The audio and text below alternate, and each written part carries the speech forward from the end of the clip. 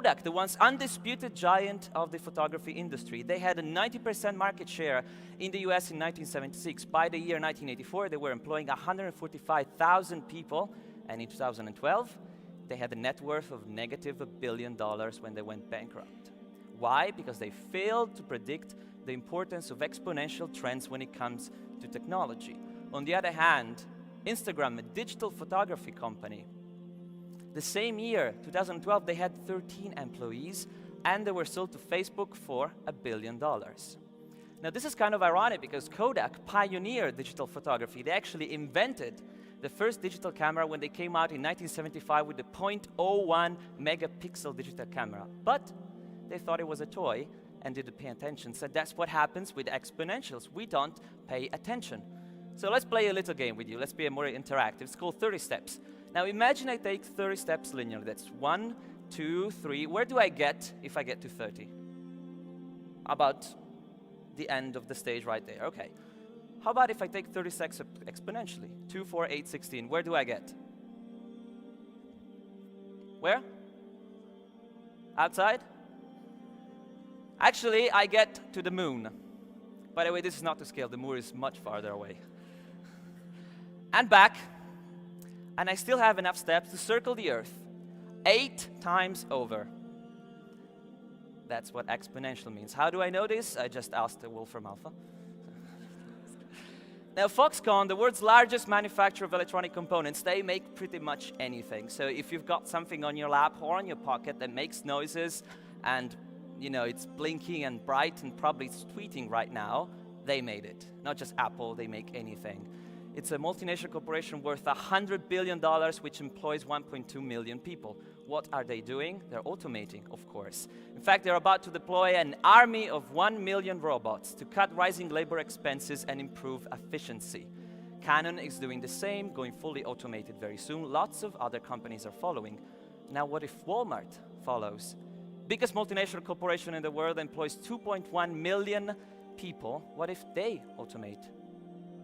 Well, they can't, right? They don't have the technology to do that. Oh, it most certainly do. Amazon knows this very well. So, this is a graph made by a fellow author, Andrew McAfee from MIT. We pretty much agree on the analysis. As you can see, profits, investments, they're all going up and up and up for corporate investments and multinational corporations. But the red line, which is the employment to population ratio, is going down and down and down. And we both agree that when it comes to automation, we ain't seeing nothing yet. This is the Google autonomous car. The futuristic car that drives itself without a human driver? Yeah. By the way, it's as cool as it sounds. I was inside. This is me at NASA a few months ago. And it's a pretty neat piece of technology. They have all sorts of sensors and lasers and GPS and machine learning algorithms. It drives itself. It's safer, better than any human driver. Doesn't get tired, follow every street rule, never crashes, never breaks any rule whatsoever. Basically, it just works, and it's better than humans. Problem is, 3.6 million people in the United States alone work driving. They drive for a living. That's 2.6% of the population. Austria and Europe, they have very similar numbers. I think these people might be affected by this kind of technology, don't you?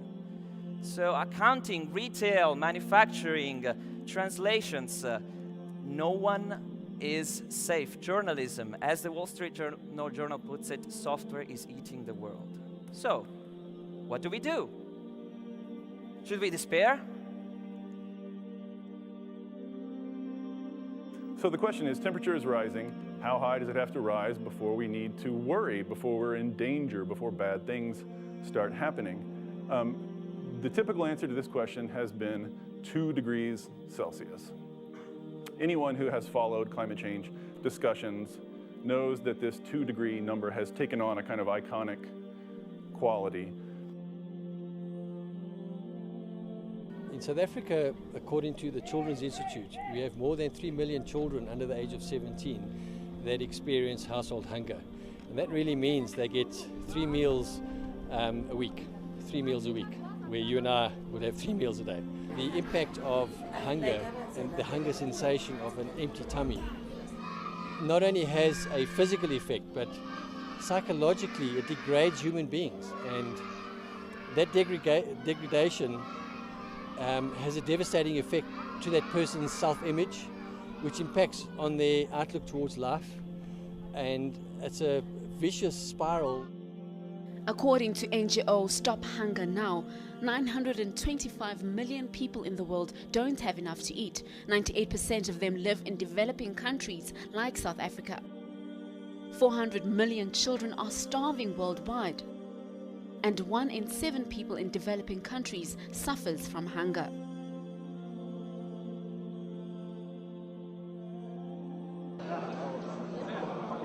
The question on everyone's mind was finally answered. The UAE's capital held its spot for the second consecutive year for the world's most expensive number plate. Before last night's auction, 8 Abu Dhabi plates had held the world record for being the most expensive across the globe. Talal Khouri's famous maroon Rolls-Royce holding the priciest, and he was upbeat before the bidding started last night. Actually, I want to give it a chance for some people else because go for charity. Because till now, I bought. I think I put it up to 80 million dirham. But I think I will be going from 15 to 20 million. About 300 people attended the auction and had mixed feelings of whether a world record would be set.